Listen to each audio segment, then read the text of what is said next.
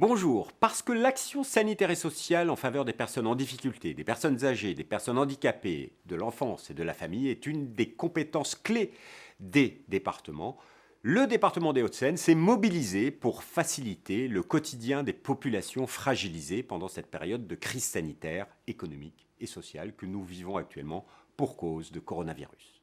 De nombreuses actions ont été mises en place, notamment pour les publics jeunes, particulièrement fragilisés en cette période. Par exemple, le département des Hauts-de-Seine a mis en œuvre un dispositif local Veille active jeunes 11-25 ans sur quelques villes du département. Ce dispositif a pour objectif de venir en aide à des centaines de jeunes vulnérables sur certains quartiers. C'est un reportage de Pierre Bonnet. Depuis le début du confinement, les jeunes des quartiers dits sensibles sont un public particulièrement vulnérable. L'isolement exacerbe les difficultés. Les jeunes dont on s'occupe sont déjà en risque ou en voie de marginalisation. Et l'isolement lié au confinement renforce aussi le sentiment d'exclusion. Ils sont confinés aussi dans des familles où ça ne se passe pas toujours très bien. Les tensions intrafamiliales sont un peu exacerbées. Donc ça, c'est un point sur lequel aussi on est très attentif. Le 30 mars, le département des Hauts-de-Seine a donc lancé le dispositif Veille active jeunes 11-25 ans dans les villes de Bagneux, Bourg-la-Reine et Fontenay-aux-Roses. L'idée est d'identifier les jeunes à risque, de garder le contact avec eux et de les accompagner. Pour cela, le département s'appuie notamment sur les associations de prévention spécialisées JDLC, Jeunes dans la Cité, et le Club Relais. Veille Active Jeunes, c'est avant tout un outil aujourd'hui de surveillance parce que ça nous permet de garder le lien avec eux. On essaye de garantir les process de protection parce que ça c'est important et de toute façon c'est des missions départementales. La deuxième chose c'est de garantir les droits fondamentaux. Donc les droits fondamentaux c'est l'alimentation, c'est l'hébergement, c'est aussi l'accès à la scolarité, c'est aussi l'accès à la formation et l'accès à l'emploi. On essaie de créer du lien et de maintenir du lien avec les jeunes. JDLC permet aux jeunes de pouvoir avoir accès en période de confinement, donc à l'hygiène, à l'alimentation et puis au confort, je dirais, par l'intermédiaire de nuits à l'hôtel, de tickets restaurants ou même de soutien psychologique en période de confinement, parce qu'en période de confinement, on est vachement seul, donc on n'a pas de rapports sociaux avec les gens. Donc JDLC, ouais, il frappe fort en période de confinement. La médiation se passe traditionnellement dans l'espace public.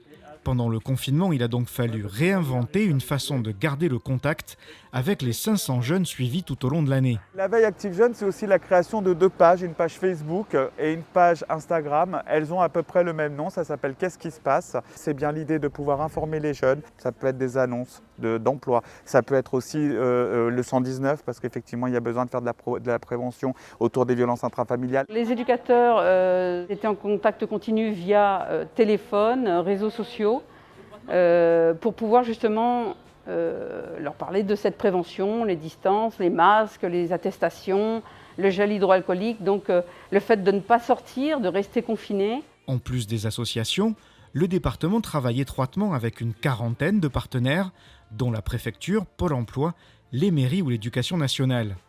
Fort de son expertise en matière de prévention et de protection, le département joue un rôle de chef d'orchestre. Le conseil départemental a à la fois du personnel et des moyens auprès des familles avec la protection de l'enfance, dans les quartiers avec la prévention spécialisée, les clubs de prévention spécialisés également financés par le département et avec le lien que nous pouvons offrir avec les collèges.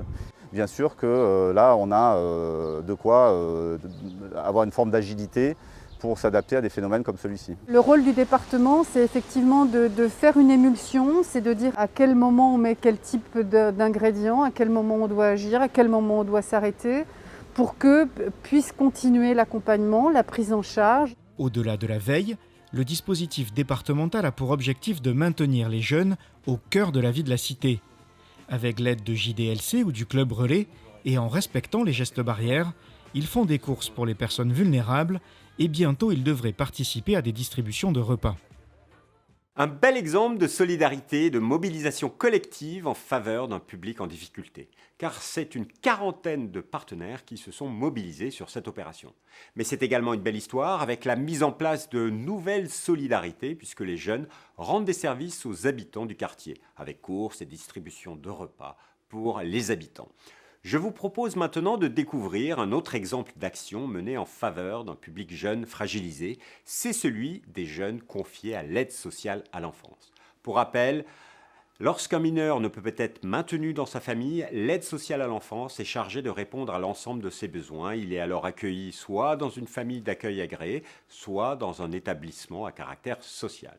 Des jeunes de 11 à 25 ans qui sont coupés de leur famille pendant cette période de confinement. Alors, en partenariat avec le département des Yvelines, le département des Hauts-de-Seine a proposé des séjours au vert pour ces jeunes totalement isolés. Une belle initiative pour les aider à mieux vivre le confinement. C'est un reportage de Pierre Bonnet et Chloé Raymond.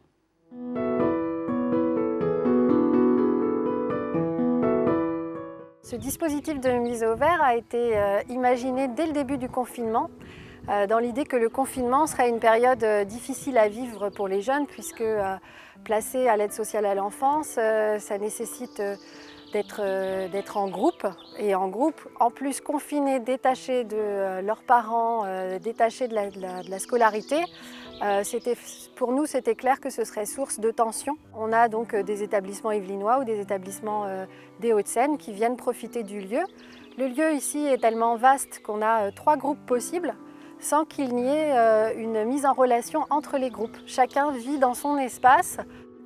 C'est environ des groupes d'un maximum 10 jeunes avec leurs éducateurs qui viennent donc profiter d'activités qui sont organisées sur le site. Il y a aussi des temps d'activités scolaires qui sont organisés par les groupes.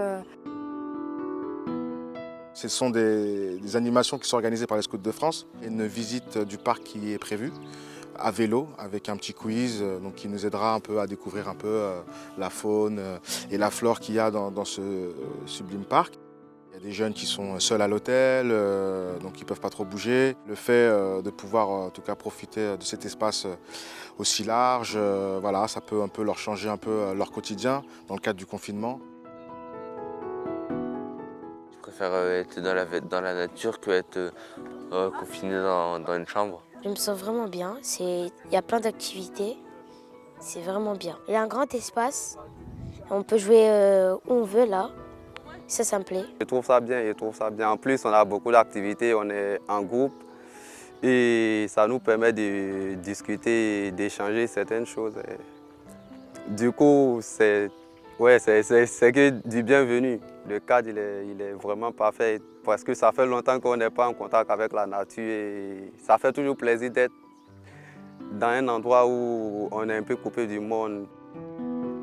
Ils ont l'air beaucoup plus détendus, ils commencent à prendre du plaisir, quoi. Ça fait 2 jours, mais là ils commencent à vouloir faire plein de choses, à être contents. Donc, on sent quand même, on commence à sentir les bénéfices quoi, de ce séjour.